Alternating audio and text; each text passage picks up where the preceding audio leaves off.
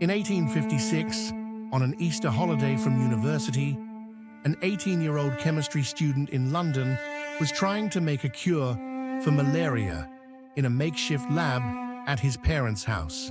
He failed completely. What he produced instead was a thick, black, useless sludge in the bottom of his flask. Cleaning the flask with alcohol, he noticed something. The sludge turned a rich, brilliant, unmistakable purple. He dipped a piece of silk into it. The silk came out perfectly dyed. He washed the silk. The color did not fade. That accident, in a home laboratory over one Easter weekend, launched the modern synthetic dye industry, launched the modern chemical industry, and launched, in a direct line, the modern pharmaceutical industry. The student's name was William Henry Perkin. He was 18 years old. To understand what he had done, you have to understand what purple was. For most of human history, purple was not really a color. It was a currency. It was the physical marker of who mattered. For 2,000 years, the finest purple dye on Earth came from a species of sea snail called Murex, harvested off the coast of what is now Lebanon. Boiled in enormous open vats near the shore, a small gland from each snail released a clear liquid that in the sunlight turned into a rich, unfading violet. The Phoenicians made it, the Romans bought it, emperors wore it. The problem was the yield. It took roughly 10,000 snails to produce 1 gram of dye. 1 gram. To dye a single ceremonial toga in the deepest imperial purple could require the death of 250,000 shellfish, weeks of labor from dozens of workers, and coastlines that stank for miles from the boiling process. The result was a color that cost, by weight, several times as much as gold. Roman emperors did not wear purple because they liked purple. They wore it because almost no one else on Earth could afford it. In some periods, wearing purple without imperial permission was quite literally a capital offense. By the middle of the 19th century, the world had electricity, railways, telegraphs, and steel. Purple was still purple. The wealthy still wore it. Everyone else still could not. Meanwhile, in the sooty industrial cities of Britain and Germany, a new industry, coal gas, was becoming the everyday light of Europe. And that industry produced, as an unwanted byproduct, a foul black tarry liquid it did not know what to do with. Coal tar. It was poured into rivers. It was burned. It was mostly treated as waste. A small group of chemists believed the waste was a gold mine. The most important of them was a young German chemist named August Wilhelm von Hofmann. Hofmann had been quietly headhunted by the British establishment, at the personal request of Prince Albert, to run a brand new institution in London, the Royal College of Chemistry. Britain was watching nervously as German universities pulled ahead in the new science, and the college was Britain's attempt to catch up. Hofmann was the answer, and Hofmann was obsessed with coal tar. He was convinced that inside that black waste, hidden among its countless unnamed compounds, lay the raw material to build almost anything: medicine, perfume, color. And in the mid-1850s, one target loomed above all others: quinine.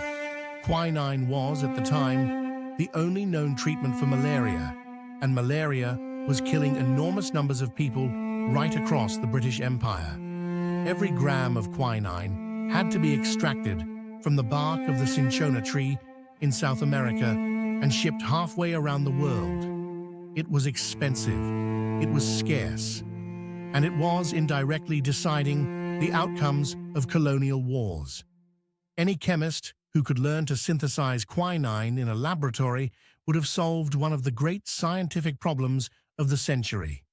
Into Hofmann's laboratory, in 1853, walked a 15-year-old boy from London's East End. William Henry Perkin was the son of a builder. The family was comfortable, not wealthy. He had been in love with chemistry since a school friend had shown him a few simple crystal-growing experiments as a child, and it had never let him go. His father was disappointed. He had wanted William to become an architect. William, quietly and stubbornly, had other plans. He built his own laboratory in a spare room of the family house, and at Hofmann's Royal College, working nights and weekends, he became, at 17, one of Hofmann's personal research assistants. Hofmann handed him as a puzzle the great quinine problem. In the spring of 1856, the Royal College closed for the Easter holidays. William Perkin took the puzzle home. What he actually knew about quinine's chemical structure was, in truth, almost nothing. Nobody knew. The precise molecular architecture of quinine would not be worked out for another 100 years. What Perkin had was an approximate chemical formula, an educated guess about what atoms it contained, and a hunch that if you took certain coal tar compounds and oxidized them the right way, the pieces might somehow snap into place. He tried. He mixed a coal tar amine with a strong oxidizing agent, potassium dichromate. He got, as expected, no quinine. He got a thick, dark, muddy residue at the bottom of the flask. He tried it again with a simpler starting material, aniline, one of the most basic amines coal tar could give you.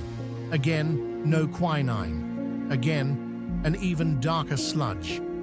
In another chemist's hands, at that point, this would have been the end of it. Failure. Clean the flask. Move on. Perkin poured alcohol into the flask to clean it, and the black sludge, meeting the alcohol, dissolved into a solution of an almost impossibly vivid purple. Not muddy, not brownish, purple. Deep, luminous, unforgettable. He stopped. He dipped a piece of silk into it. The silk came out purple. He washed the silk in soapy water. The color held. He hung it in bright sunlight for days. The color still held. He was, at that moment, holding the first stable, brilliant, artificial purple dye in human history. And he understood, immediately, exactly what it meant. Perkin sent a small sample to Robert Puller, a Scottish dye works owner, and asked for an expert opinion. Puller wrote back with a sentence every chemist should have taped to their monitor. If your discovery does not make the goods too expensive, it is decidedly one of the most valuable that has come out for a long time. Perkin's response was extraordinary for an 18-year-old. He walked into Hofmann's office and told him he was quitting. He was going to patent the dye. He was going to build a factory, and he was going to do it now. Hofmann, according to later accounts, was appalled. A promising young scientist was walking away from the elegant world of pure research to become a manufacturer of dyestuffs. William did it anyway. His father, initially horrified, ended up mortgaging the family savings to fund the plant. His brother Thomas joined the company, and in 1857, on a plot of land in Greenford Green, on the western edge of London, they broke ground on the world's first synthetic dye factory. The timing was almost supernatural. Perkin called the color Mauvine, from the French word for the mallow flower. Then, in 1858, Queen Victoria appeared at her daughter's wedding in a silk gown, dyed in Perkin's purple. Empress Eugénie of France, the most fashionable woman in Europe, declared that mauve was her favorite color because it matched her eyes. What followed was, in the newspapers of the time, called mauve measles, a wave of purple so total that Punch magazine ran cartoons about it. Dresses, gloves, ribbons, wallpaper, even postage stamps. A color that a Roman emperor had once been able to barely afford was now dyeing the underskirts of London shopgirls. Perkin's factory could not keep up with the orders. By his mid-20s, William Perkin was rich, but the color was never really the story. The color was the trigger. The moment Mauve hit the market, chemists across Europe understood, all at once, what the sludge in Perkin's flask actually meant. If you could turn coal tar waste into a stable, brilliant, valuable dye in a boys' home laboratory over Easter weekend, then coal tar was not waste.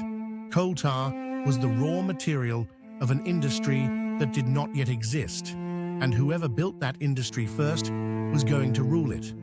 The country that moved fastest was Germany. Within a decade of Perkin's discovery, aniline dye factories were opening in a chain along the river Rhine. Friedrich Bayer, founded in 1863, Farbwerke Hoechst, founded in 1863, Badische Anilin- und Sodafabrik, better known to the world by its initials, BASF, founded in 1865. Names that anyone who has ever taken an aspirin recognizes today. Britain had had the head start. Germany had the strategy. German firms hired chemists directly out of the country's world-leading universities, funded their own in-house research departments, and integrated science and manufacturing in a way British industry never quite did. Within 30 years of Perkin's patent, Germany was producing more than 80% of the world's synthetic dyes. Britain was left behind in the field it had by accident invented. And then the German chemists asked the question that changed the world. If we can build dyes out of these coal tar compounds, what else can we build out of them? Because slowly and then very quickly, the chemists began to notice something. Some of these molecules did more than color fabric. Some of them stuck to bacteria under a microscope. Some of them killed pain. Some of them, tested on animals, calmed fevers. The same family of compounds that had produced mauve turned out to be tunable, atom by atom, into drugs. In 1897, a young biochemist named Felix Hofmann, working with a well-known coal tar derivative, synthesized a stable form of acetyl-salicylic acid. Bayer put it on the market under a short brand name, aspirin. It was only the beginning. Salvarsan, the first effective treatment for syphilis, came out of the same tradition in 1909. Sulfonamides, the first true antibiotics, arrived in the 1930s. Paracetamol, Novocaine, phenobarbital. The entire first generation of modern medicine came, chemically, out of the trail an 18-year-old had opened by trying to clean out his flask. But this is not only a story of triumph. Because the industrial engine that grew out of Perkin's sludge had embedded in its own logic an appetite that was not always benign. In 1925, the biggest of those German chemical firms decided to stop competing with each other and merged. BASF, Bayer, Hoechst, Agfa, two others. Together, they formed, for a short and terrible time, the largest chemical company on Earth. It was called IG Farben Industry. In English, the Syndicate of Dye Industry Corporations. Almost everyone called it IG Farben. IG Farben's scientific output was genuinely staggering. Synthetic fertilizers, synthetic rubber, insulin, some of the earliest chemotherapies. But by the mid-1930s, that same corporation had become the industrial backbone of the German rearmament effort. By the end of the Second World War, it had built a synthetic rubber and fuel factory at Auschwitz that was operated with slave labor. One of its subsidiaries manufactured Zyklon B, a pesticide that was adapted for use in the gas chambers. After the war, E.G. Farben's senior executives were tried at Nuremberg. The company was formally broken up in 1951, back into the constituent firms, whose names still fill your medicine cabinet today. This is not a moral judgment on William Perkin, who died in 1907, decades before any of it. He did not build IG Farben. He did not build the 20th century. The point is a quieter, harder one. Almost every powerful technology since Perkin's flask has carried a version of the same double face. The wonder drug and the poison gas came sometimes out of the same laboratories. The industrial capacity to save 100 million lives and the industrial capacity to end them share, quite often, the same origin story. That, too, is part of the road that Perkin, at 18, quietly opened. Perkin himself, in the meantime, lived a strikingly quiet life. He kept refining new dyes for a decade and a half. Then, in 1874, at the age of 36, he sold his factory. He was already, by any standard, wealthy for life. And then he did something almost no one in his position would have done. He walked away from industry entirely, built himself a small private laboratory next to his home in Sudbury, and went back into pure chemistry research. No shareholders, no product deadlines, no commercial pressure. He simply did the work at his own pace on the questions that interested him for the next 30 years. In 1906, on the 50th anniversary of the accident with the flask, he was knighted by King Edward VII. A grand jubilee dinner was held in his honor in London, attended by chemists from all over the world, all of whom wore, of course, a small piece of mauve. He died the following year, in 1907, at the age of 69. The industry he unlocked is now worth, on any reasonable estimate, more than $1.5 trillion a year, and it traces a direct chemical line to a purple stain in a flask in a teenager's spare room in London. There is a lesson in this story that is easy to miss, because it does not sound like a lesson at all.